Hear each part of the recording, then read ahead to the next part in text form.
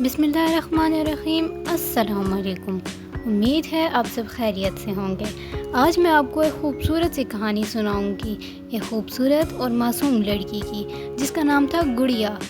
گڑیا بچپن سے ہی اپنی ماں کے ہاتھ کی کڑھائی والے کپڑے پہنا کرتی تھی۔ اس کی ماں دھاگوں سے خواب بنتی، ہر ٹاکا محبت کا پیغام اور ہر رنگ دعا کا سایہ ہوتا تھا۔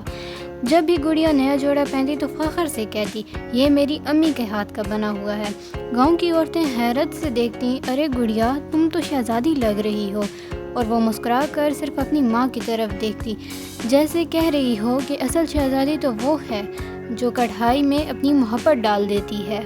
وقت گزرتا گیا، گڑیا بڑی ہو گئی۔ کالج میں بھی سب لڑکیاں اس کی تعریف کرتی کہ اتنے خوبصورت اور نایاب کپڑے کہاں سے آتے ہیں، لیکن گڑیا ہمیشہ پیار سے کہتی، یہ برانڈ نہیں، یہ میری ماں کے ہاتھ کی خوشبو ہے۔ لیکن کہانی کا مزیدار حصہ تب آتا ہے جب ایک دن گڑیا نے اپنی ماں کے ہاتھ کا بنا ہوا کڑھائی والا جوڑا پہنا اور کالج پہنچی۔ سب نے تعریف کی اور وہ فخر سے بولی، یہ میری امی نے بنایا ہے۔ ایک دوست نے شرارتاً کہا، واقعی تو کیا کھانا بھی امی پکاتی ہیں؟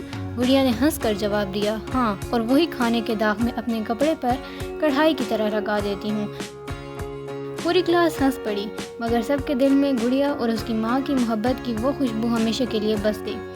ایک دن کالج میں پیرنٹس ٹیچر میٹنگ PTM ہوا تو گڑیا کی امی بھی وہاں گئی۔ سب اسٹوڈنٹس اور ٹیچر نے ان کی کڑھائی کی تعریف کے پل باندھ دیے۔